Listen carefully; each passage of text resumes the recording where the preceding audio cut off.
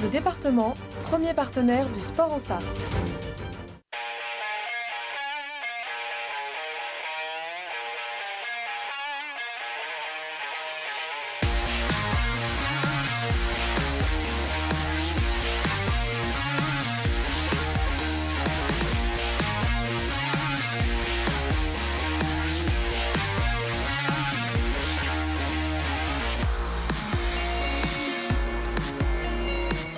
Bonsoir à toutes et à tous, ravi de vous retrouver sur LMTV pour la dernière en direct de 72 Sports de l'année 2023. Regardez ce qu'il vous attend ce soir au programme de 72 Sports avec du basket en première partie d'émission avec ce match du MSB.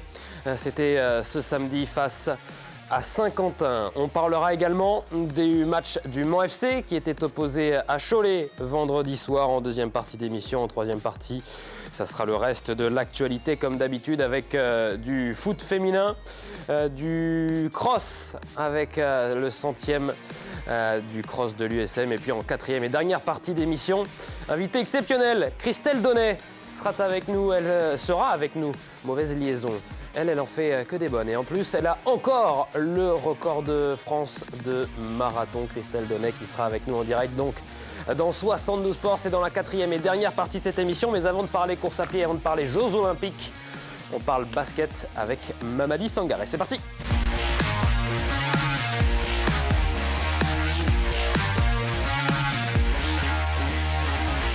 L'information à la une, la voici. Le MSB piégé à Antares. Bonsoir Mamadi Sangaré. Bonsoir Antoine. Merci d'être avec nous pour débriefer une nouvelle rencontre du MSB. Donc c'était la 16e journée de championnat de cette Betclic Elite Le Mans qui accueillait un promu surprenant, Saint-Quentin, venu d'ailleurs avec quelques supporters qui ont fait le déplacement. On les a entendus dans Antares. Ça fait beaucoup de bruit. Ouais, ça s'est entendu. Ça c'était dans les tribunes. Sur le parquet, Mamadi, un sacré bras de fer entre ces deux équipes. Un très beau duel. Franchement, on assistait à une belle bagarre, à un match intense. Un début de rencontre poussif de part et d'autre, où les deux équipes ont eu du mal à trouver la bonne carburation et les bons automatismes. Et surtout, ça se jouait très très dur en défense de part et d'autre. Ensuite, franchement, quand ils ont commencé à dérouler leur basket, on a assisté vraiment à une très très belle opposition avec Saint-Quentin qui mène sur le premier quart. Le MSB qui prend le jeu à son compte, notamment emmené par l'implacable Jones, qui prend le jeu à son compte dans le deuxième quart-temps et qui affiche un très beau visage aussi dans le troisième, et ils finissent très mal. C'est-à-dire que Saint-Quentin termine en trompe parce que le Mans se relâche. Saint-Quentin, notamment par Pfister, commence à trouver de belles ouvertures, notamment à l'intérieur.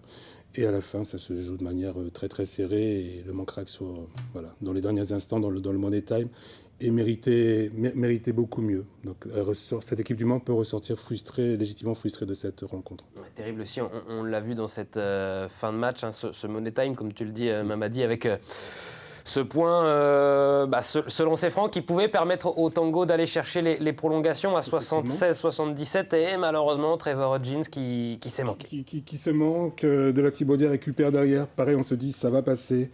Et non, c'est vrai que c'est déjà le fait qu'ils mettent les 2 sur 3, c'est vrai que Antares a retenu son souffle. Il avait la possibilité d'arracher en moins la prolongation, de la Thibaudière a la possibilité ensuite de mettre les 2 points synonymes de victoire. Et voilà, la bascule se fait du côté de Saint-Quentin, qui n'a pas démérité, qui a eu le mérite de ne pas lâcher sur cette rencontre. Et le Mans qui était privé d'Endoy, c'est vrai que ça fait pas tout, c'est aussi une excuse, même si Eric Delors a pu compter sur les services de Naras, qui a été bon, qui a été bien.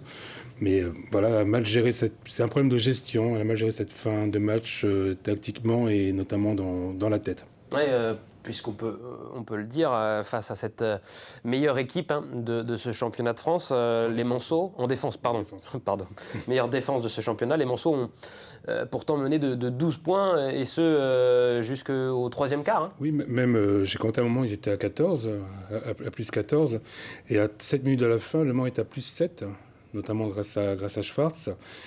Et ensuite, effectivement, Pfister, les Rayman, les Campbell mettent des paniers décisifs pour essayer de faire basculer la rencontre, et c'est juste qu'ils y croient. On voit dans les visages des Monceaux qui n'y croient plus, n'y sont plus, personne n'arrive à prendre ses responsabilités. Et voilà, Saint-Quentin a fait le boulot, a mis les ingrédients nécessaires que n'a pas su faire Le Mans en fin de match, alors que le match était à sa portée. Et c'est dommage. C'est vrai que c'est une perte comme ça sur le fil, c'est assez frustrant. C'est pas la première fois d'ailleurs que ça arrive cette saison aux joueurs d'Elric Delors, qu'on va écouter justement à ce propos, juste après la rencontre.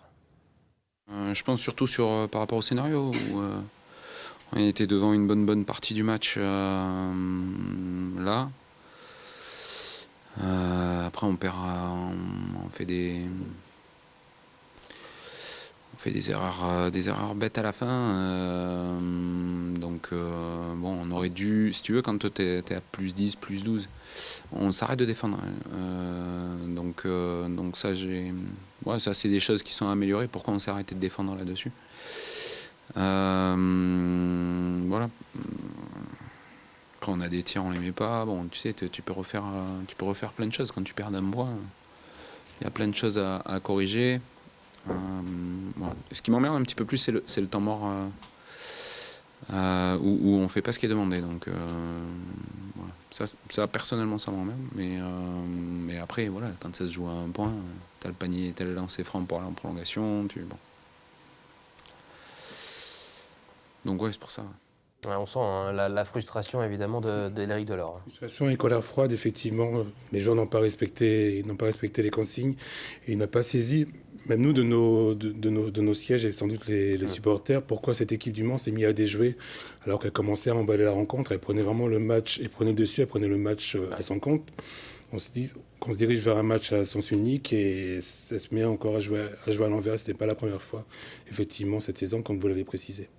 Et pourtant, les Tangos avaient dans leur rang Wilfried Higuete, qui a été auteur d'un gros match encore, avec 14 points et surtout 8 rebonds importants. 8 rebonds, il a été précieux et il nous a aussi gratifié d'un dunk qui lui a donné le sourire, qui a donné le sourire aussi à Antares. Il s'est vraiment imposé au patron. Et on l'a vu pas mal discuter, échanger avec les joueurs, donner des consignes, les motiver. Et puis voilà, il a été précieux. Et il a bien été complémentaire avec Jones. Jones aussi qui a été distributeur, qui distribue 8 passes sur cette rencontre-là et qui est dans ses standards encore une fois, 22 points.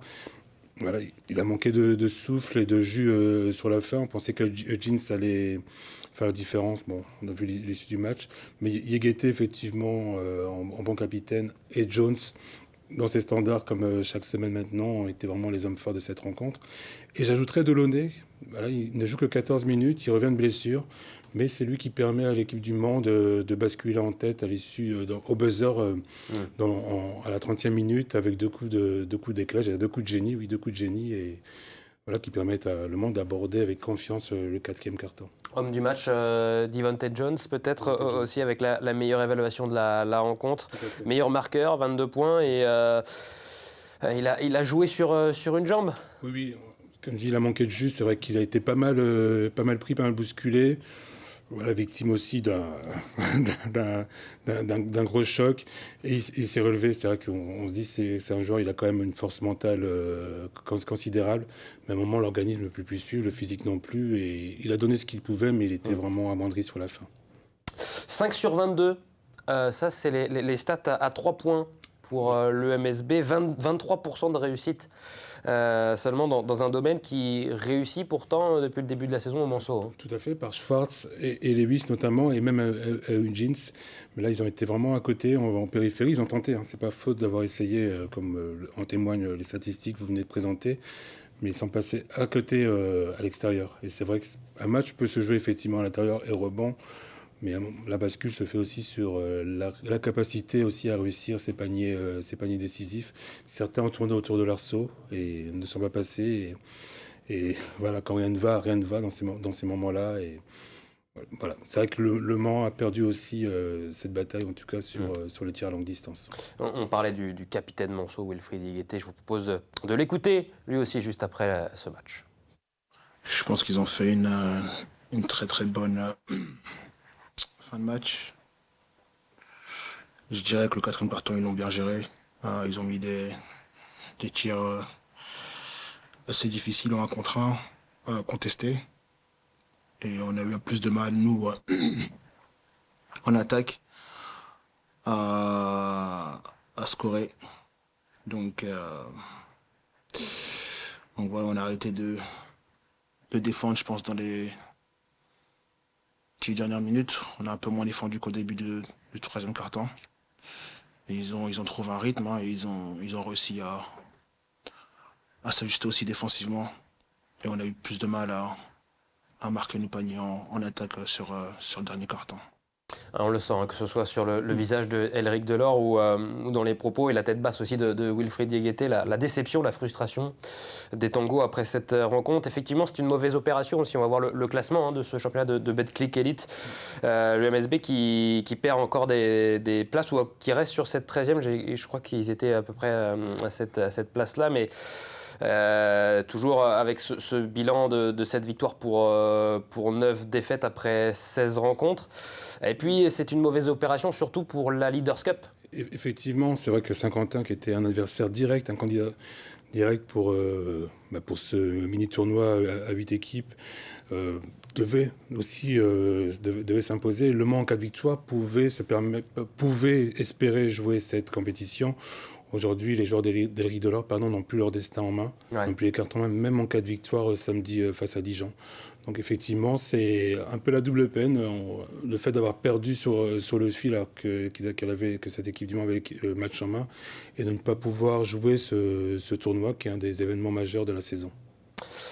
Une chance encore, il faudra donc s'imposer samedi face à Dijon, qui est une des grandes équipes aussi de ce championnat. Tout à fait, mais même en cas de victoire contre Dijon, voilà, il va falloir sortir les calculatrices. Donc, il faudrait un concours de circonstances. Un gros concours de circonstances pour que l'équipe du Mans du MSV puisse jouer cette Leaders Cup. C'est dommage.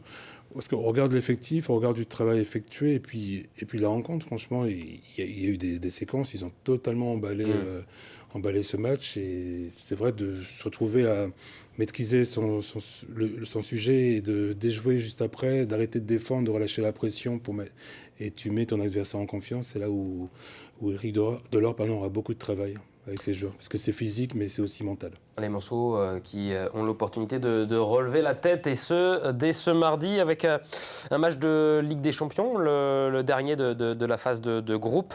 Le Mans déjà qualifié, certes, mais qui peut aller chercher la première place. Ouais, c'est ça. En Hongrie, donc, déplacement, les joueurs Monceaux qui doivent déjà être sur place en Hongrie, donc, pour disputer ce dernier match de la phase de groupe de la Ligue des Champions. Et puis, en janvier, il y a également le retour important de Abdoulaye Ndoye qui va faire du bien, effectivement, ça aussi. Ça va faire beaucoup de bien. On peut espérer que Delaunay aussi sera à 100%, parce que c'est vrai qu'il est revenu, mais il n'était pas encore à 100%. Naras a été vraiment, je répète, a été vraiment précieux. Hein. Il a été bien pour un retour. On sait que c'est jamais simple après de longues semaines d'indisponibilité. Donc, effectivement, quand il y aura plus de rotation, plus de solutions, plus de munitions aussi, on peut espérer que le Mans pourra relever la tête et regarder vers l'avant. Avant ce match, il y avait, comme à chaque fois, le match des espoirs. Les moins de 21 ans qui jouent eux aussi, donc qui jouaient eux aussi face à Saint-Quentin. On va voir le résumé de ce match. Eux se sont imposés, en revanche, alors que les tribunes d'Antares étaient en train de se garnir peu à peu pour aller voir les pros juste derrière. Victoire 80-67. Les joueurs de Jordan Bernard mettent ainsi fin à une série de 4 défaites consécutives. Osaon Obasoan, MVP de la rencontre, avec 30 points, 5 rebonds et 3 passes décisives pour une évaluation de 34. 15 matchs joués dans ce championnat espoir. Donc, et Raphaël Jastrombaï aussi, qu'on voit avec les professionnels, lui aussi très important avec ses 17 points et 12 rebonds, 6 victoires en 10 défaites. 6 victoires, 10 défaites après 16 matchs pour les joueurs de coach Bernard. Un match de la fin de la saison, de la phase aller, donc c'était aussi l'occasion de faire le bilan. Le MSB qui est actuellement 14e au classement. On écoute le coach des U21. Déjà, le point positif, c'est la victoire. On était dans une phase un petit peu difficile en termes de résultats, donc la victoire nous fait du bien mentalement. C'est déjà important pour nous. Et après, je dirais mitigé, parce qu'on a été capable sur des séquences de mettre de l'intensité, de leur poser beaucoup de problèmes, et puis sur d'autres séquences de se relâcher complètement et de nous être en difficulté. Donc on va dire qu'on a fait la moitié du travail en allant gagner ce match-là, mais on ne peut pas être complètement satisfait du contenu. C'est une équipe qui est jeune, on travaille pour avancer, mais on ne peut pas juste se contenter de ce résultat, de l'objectif du résultat, parce que ça nous empêcherait de progresser. Donc voilà, on va prendre le temps d'analyser le match et de revenir sur les objectifs, on va dire un petit peu plus de maîtrise qu'on avait demandé, et pourquoi on n'a pas réussi, et continuer à travailler et progresser.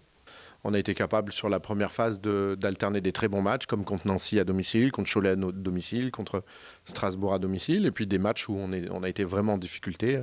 Je pense notamment à Rouen, à Gravelines. Voilà. Donc un petit peu une équipe à deux visages, et il faut qu'on travaille pour essayer d'afficher notre meilleur visage le plus souvent possible. Voilà pour la réaction donc de Jordan Bernard qu'on retrouvera en 2024. Évidemment, on souhaite que ce soit au U21 ou à l'équipe première de faire la meilleure année 2024 possible. Merci beaucoup. On va leur souhaiter. Ouais, merci Mamadi d'être venu sur le plateau de 72 Merci Sport. pour l'invitation. On se retrouve en 2024. On se retrouve en 2024, effectivement. Bonne fête de fin d'année, Mamadi. Merci à vous Et aussi. merci d'être avec nous chaque lundi ou presque pour débriefer les rendez-vous du MSB. Avec Nous, on se plaisir. retrouve dans la deuxième partie de 72 Sport pour débriefer, comme on le fait là aussi très souvent, les matchs du Mans FC. A tout de suite.